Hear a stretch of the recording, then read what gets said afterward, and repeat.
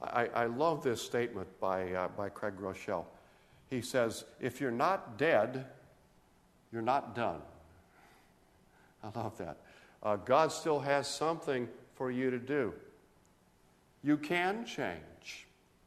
Capture wrong thoughts, replace them with the truth. Can the excuses. If you keep making excuses, you know what you're doing? You're insulting God's power. Have you ever thought of it that way before? If you keep making excuses, you're insulting God's power. With God, all things are possible, even things you think aren't. Start with acknowledging the problem. Number 2, can the excuses, eliminate the excuses, replace them with the truth, and you're on your way. Step 3, cut the ties that hold you down.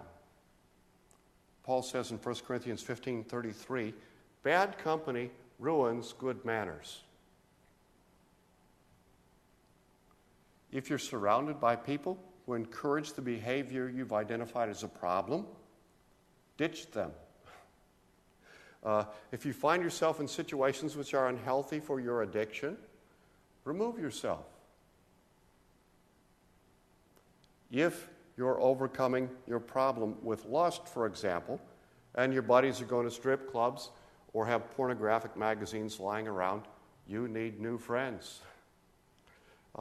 If you're determined to drop negativity out of your life, but your friend Alicia keeps promoting it, Alicia needs to go.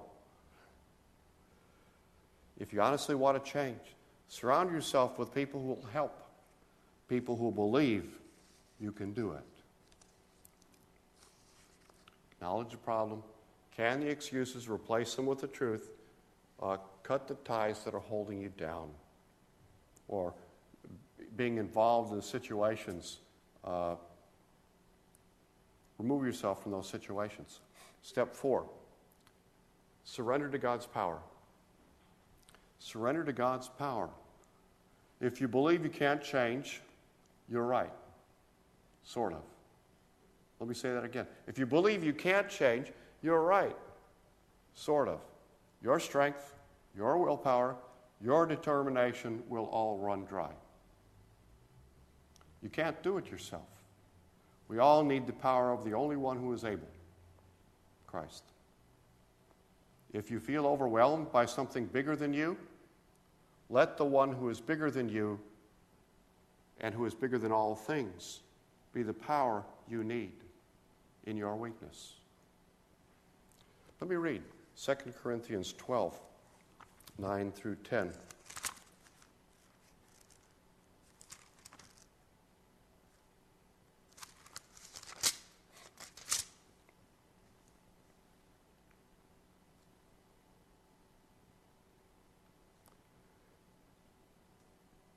Paul is talking about his thorn in the flesh, his physical issues that would get him down and keep him from being involved in ministry. And he prayed to God 3 times, and God didn't remove it. At first, I didn't think of it as a gift, he says, and begged God to remove it. 3 times I did that, and then he told me, my grace is enough. It's all you need. My strength comes into its own in your weakness. In Colossians 1:29, Paul says, to this end I labor, struggling with all his energy, which so powerfully works in me. The word translated here as struggling is the Greek word agonizomai.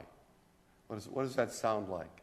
It sounds like agony. We get our English word agony from the root of that verb, agonizomai. It means to struggle, to compete for a prize. It literally means to compete with an adversary and win. Paul says, we struggle with all of Christ's energy. We change by his power, not by ours. Change won't just take all the strength that we have. It'll take more. We need God's power to change. Acknowledge the problem. Can the excuses that hold you back and replace them with the truth? Cut the ties that hold you down. Surrender to God's power, and you will change. Can you overcome your most persistent problem after one attempt?